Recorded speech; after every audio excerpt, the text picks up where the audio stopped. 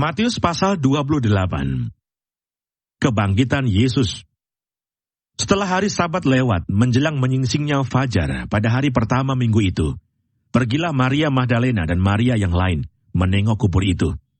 Maka terjadilah gempa bumi yang hebat, sebab seorang malaikat Tuhan turun dari langit dan datang ke batu itu, dan menggulingkannya, lalu duduk di atasnya. Wajahnya bagikan kilat dan pakaiannya putih bagikan salju.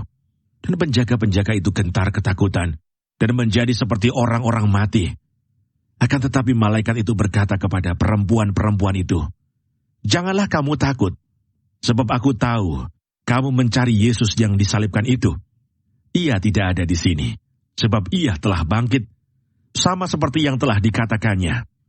Mari, lihatlah tempat ia berbaring.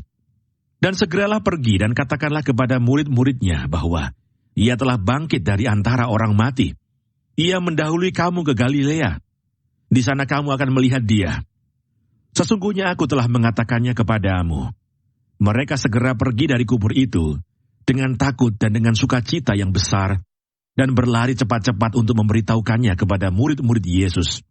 Tiba-tiba Yesus berjumpa dengan mereka dan berkata, "Salam bagimu." Mereka mendekatinya dan memeluk kakinya serta menyembahnya.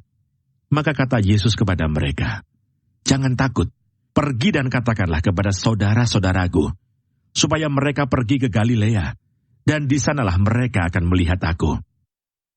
Dusta Mahkamah Agama. Ketika mereka di tengah jalan, datanglah beberapa orang dari penjaga itu ke kota, dan memberitahukan segala yang terjadi itu kepada imam-imam kepala. Dan sesudah berunding dengan tua-tua, mereka mengambil keputusan lalu memberikan sejumlah besar uang kepada serdadu-serdadu itu, dan berkata, "Kamu harus mengatakan bahwa murid-muridnya datang malam-malam dan mencurinya ketika kamu sedang tidur. Dan apabila hal ini kedengaran oleh wali negeri, kami akan berbicara dengan dia, sehingga kamu tidak beroleh kesulitan apa-apa." Mereka menerima uang itu dan berbuat seperti yang dipesankan kepada mereka. Dan cerita ini tersiar di antara orang Yahudi sampai sekarang ini. Perintah untuk memberitakan Injil. Dan ke-11 murid itu berangkat ke Galilea, ke bukit yang telah ditunjukkan Yesus kepada mereka. Ketika melihat dia, mereka menyembahnya. Tetapi beberapa orang ragu-ragu. Yesus mendekati mereka dan berkata, "Kepadaku telah diberikan segala kuasa di sorga dan di bumi. Karena itu pergilah, jadikanlah semua bangsa muridku, dan baptislah mereka dalam nama Bapa dan Anak dan Roh Kudus, dan ajarlah mereka melakukan segala sesuatu yang telah kuperintahkan kepadamu.